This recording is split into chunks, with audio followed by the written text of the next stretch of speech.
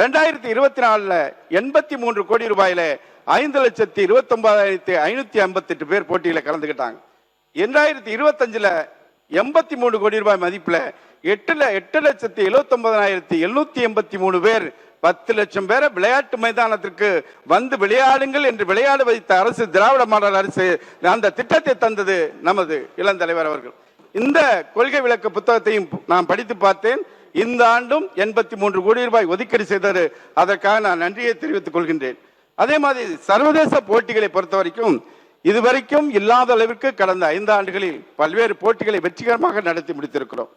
சர்வதேச மகளிர் tennis championship 2022, Chennai open சர்வதேச டென்னிஸ் சாம்பியன்ஷிப், ஸ்குவாஷ் உலகக்கோப்பை 2023, 7வது ஆசிய ஆடவர் ஹாக்கி சாம்பியன்ஷிப் 2023, சர்வதேச அலைச்சறுக்கு போட்டி 2023, ஆசிய அலைச்சறுக்கு போட்டி 2025, Chennai chess grandmaster 2023, Chennai chess grandmaster 2024, தெற்காசிய ஜூனியர் தடகள போட்டி 2024, உலக டேபிள் டென்னிஸ் ஸ்டார் கண்டெண்டர் போட்டி, தேசிய டிராக் சைக்கிளிங் சாம்பியன்ஷிப், 14வது ஜூனியர் ஹாக்கி உலகக்கோப்பை போட்டி, 44வது செஸ் ஒலிம்பியாட் போட்டி, ஃபார்முலா 4 கார் பந்தயம் என இத்தனை இதற்கு இன்னும் நிறைய சர்வதேச போட்டிகளை தமிழ்நாட்டு வரலாற்றில் நடத்தி ஆட்சி திராவிட மாடல் ஆட்சி என்பதை நான் தெரிவித்துக் கொள்கிறேன்.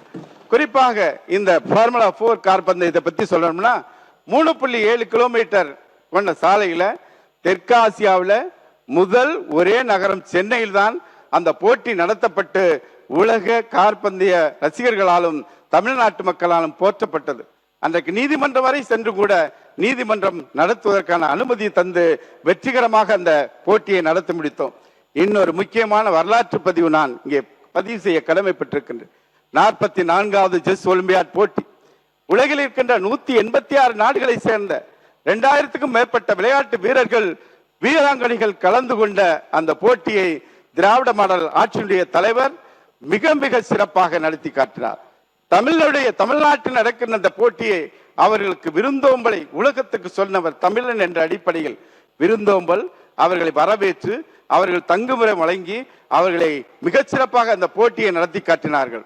அந்த நேரு உள் விளையாட்டு அரங்கில் நடைபெற்ற அந்த தொடக்க விழாவில் மாண்புமிகு இந்திய பிரதமர் அவர்கள் கலந்து கொண்டார்கள். அதிலே தமிழ்நாடுடைய பண்பாடு கலாச்சாரம் அத்தனையும் அந்த உலகெங்கும் எடுத்து சென்று 500 கோடி பேர் அந்த போட்டியை பார்த்தார்கள். அந்த அடிப்படையில் தான் இன்றைக்கு அந்த தேசிய கொடி, ஒவ்வொரு நாட்டினுடைய தேசிய கொடியை பிடித்து செல்வதற்கு யாரை அங்கே அனுப்பி வைத்தார் என்றால் அரசு பள்ளியில் படித்த மாணவர்கள் என்பதை நான் தெரிவித்துக் கொள்கின்றேன். அதே மாதிரி இன்றைக்கு இந்தியாவின் முதல் செஸ் கிராண்ட் மாஸ்டர் யாருன்னா தமிழ்நாட்டை சேர்ந்த விஸ்வநாதன் ஆனந்த். இன்றைக்கு இந்தியா முழுவதும் 98 பேர் செஸ் கிராண்ட் மாஸ்டர் இருக்காங்க. அதிலே 98வது செஸ் கிராண்ட் மாஸ்டர் யாருன்னா நாகர்கோயிலை சேர்ந்த அஸ்வத் என்ற அவர். அந்த அடிப்படையில் இன்றைக்கு கிட்டத்தட்ட 98 பேர் செஸ் கிராண்ட் மாஸ்டர் இருக்காங்கன்னா 38 பேர் தமிழ்நாட்டை சார்ந்தவர்கள் இன்றைக்கு அதிகம் பேர் இங்கே இருக்கிறார்கள் என்றால் அது திராவிட மாடல் ஆட்சியின் சாதனைகள். உறுப்பினர், ஒரு செய்தியை நான் இங்கே சொல்ல கடமைப்பட்டிருக்கிறேன். அகில இந்திய செஸ் சம்மேளனம், ஆல் இந்தியா செஸ் ஃபெடரேஷனுடைய தலைவராக நான் பொறுப்பேற்று 2 ஆண்டு காலம் இருந்த காலகட்டத்தில் தான் முன்னாள் முதலமைச்சர் மிகுந்த போற்றுதலுக்குரிய மாண்புமிகு புரட்சித் தலைவர் அம்மா அவர்கள் 29 கோடி ரூபாய் அதற்காக ஒதுக்கி முதல் இந்தியாவிலேயே தமிழ்நாட்டில் உலக செஸ் போட்டியை மரியாதைக்குரிய திரு விஸ்வநாதன் ஆனந்த் அவர்களும் திரு கால்சன் அவர்களும் நேரடியாக கலந்து கொண்டு பரிசுகள் வழங்கிய நிகழ்வையும் நான் இங்கே குறிப்பிடுவது பொருத்தமாக இருக்கும் என்று கருதுகின்றேன்.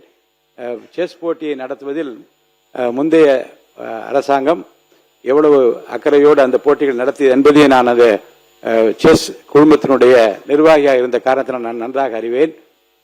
இந்த தருணத்தில் நான் அகில இந்திய செஸ் சம்மேளனத்தின் ஆல் இந்தியா செஸ் ஃபெடரேஷன் பிரசிடென்டாக இருந்தபோது நடத்திய அந்த நினைவுகள் என் நெஞ்சத்தை விட்டு நீங்காதிருக்கிறது என்பதை இங்கே குறிப்பிடுவது பொருத்தம் என்று நான் கருதுகின்றேன். மாண்புமிகு உறுப்பினர்.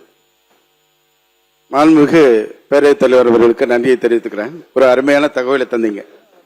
அதே மாதிரி இன்றைக்கு திராவிட மாடல் ஆட்சியினுடைய சாதனை மட்டுமல்ல, தமிழ்நாட்டில் இருக்கின்ற விளையாட்டு வீரர்கள் வீராங்கனைகள் ஒலிம்பிக் பதக்கம் வேண்டும் என்று கனவோடு இருக்கின்ற அத்தனை லட்சக்கணக்கான வீரர்கள் வீராங்கனைகளுக்கும் முக்கியமான திட்டமாக நமது திராவிட மாடல் ஆட்சியுடைய நாயகர் தலைவர் அவர்கள் குளோபல் ஸ்போர்ட்ஸ் சிட்டியை செம்மஞ்சேரியில உருவாக்கினார்.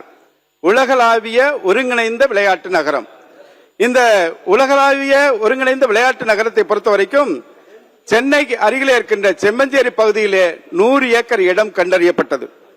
அந்த உலகளாவிய விளையாட்டு நகரத்தில் பல்வேறு வகையான வெளிப்புற மற்றும் உட்புற விளையாட்டு அரங்கங்கள், ஒலிம்பிக் அளவு நீச்சல் குளம், விளையாட்டு அகாடமிகள் மற்றும் பயிற்சி பள்ளிகள், விளையாட்டு அறிவியல் வசதிகள், விளையாட்டு வீரர்களுக்கான தங்குமிடங்கள், விளையாட்டு மருத்துவ மையங்கள் போன்றவை கொண்டிருக்கும்.